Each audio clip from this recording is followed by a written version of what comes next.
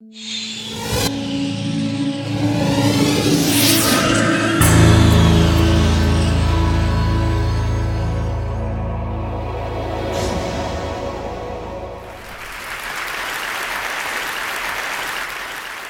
grew up interacting with the physical objects around us, and there are enormous number of them that we every day use.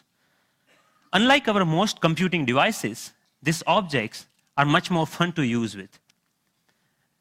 When you talk about objects, one another thing automatically comes attached to that thing, and that is gestures, how we manipulate these objects, how we use this object in everyday life. We use gestures not only to interact with these objects, but we also use to interact with each other. Like gesture of namaste, maybe to respect someone, or maybe in India, I don't need to teach a kid that this means 4 runs in cricket. It comes as a part of our everyday learning. So I'm very interested from beginning that how can our knowledge about everyday objects and the gestures and how we use this object can be leveraged to our interaction with the digital world. Rather than using a keyboard and mouse, why can I not use my computer in the same way that I interact in the physical world? So I started this exploration around 8 years back, and it literally started with a mouse on my desk. Rather than using that for computer, I actually opened it. And most of you might be aware that in those days, the mouse used to come with a ball inside, and there are 2 rollers that actually guides the computer that where the ball is moving and accordingly where the mouse is moving. So I was interested in these 2 rollers. And I actually wanted more, so I borrowed another mouse from a friend, never returned him, and I have now 4 rollers. What interestingly I did with these rollers is basically I took them off from these mouses and then put in a one line. It had some strings and pulleys and some spring.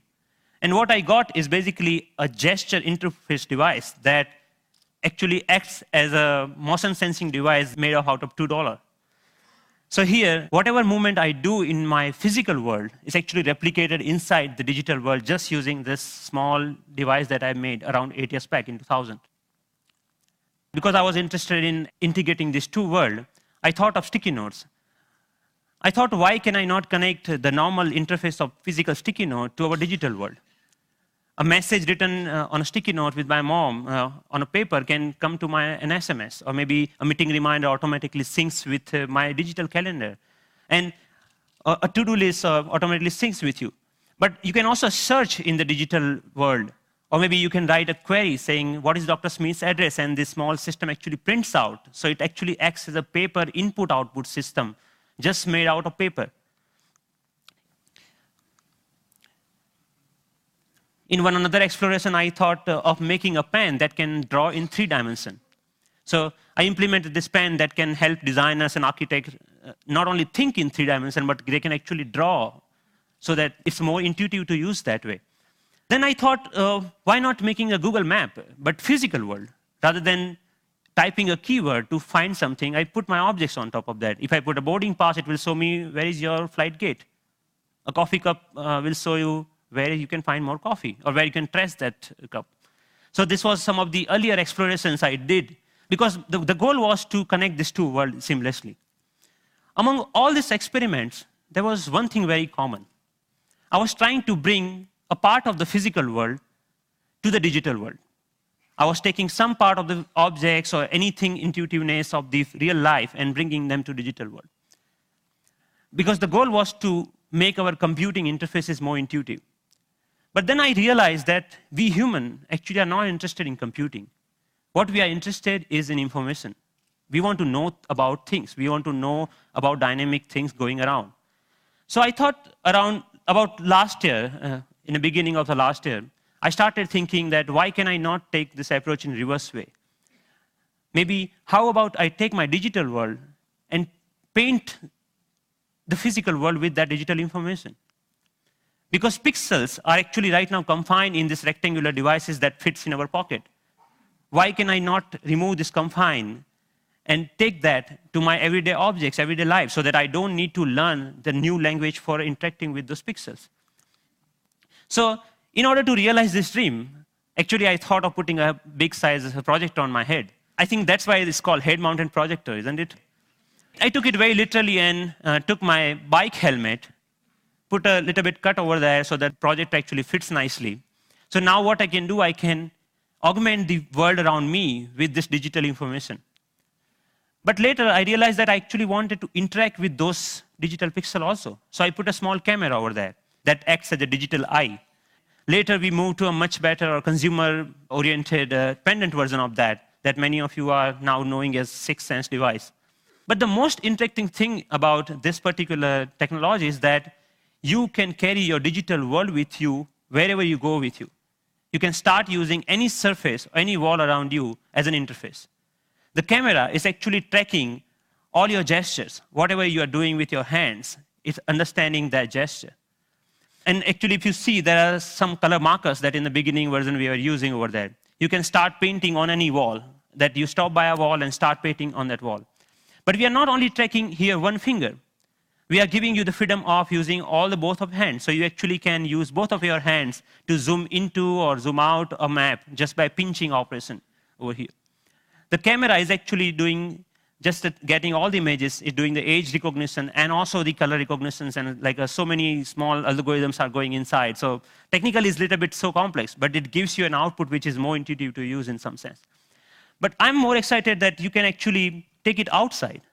Rather than getting your camera out of your pocket, you can just do the gesture of taking a photo, and it takes photo for you. Right? Thank you. And later, I can find a wall, anywhere a wall, and start browsing these photos. Or maybe, OK, I want to modify this photo a little bit and send it as an email to a friend. So we are looking for an era where computing will actually merge with the physical world. And of course, if you don't have any surface, you can start using your palm for simple operation. I'm here, I'm dialing a phone number just using my hand. Yep.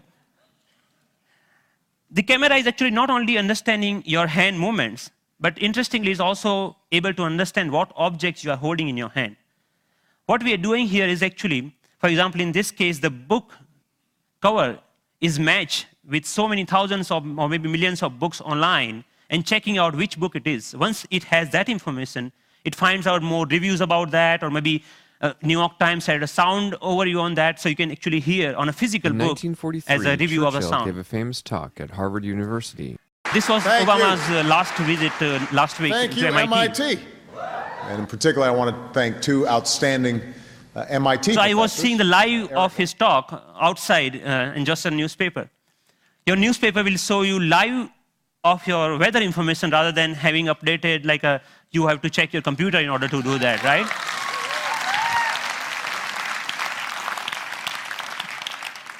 When I'm going back, I can just use my boarding pass and to check, oh, my flight has been how much delayed. Because at that particular time, I'm not feeling of opening my iPhone and checking out a particular icon.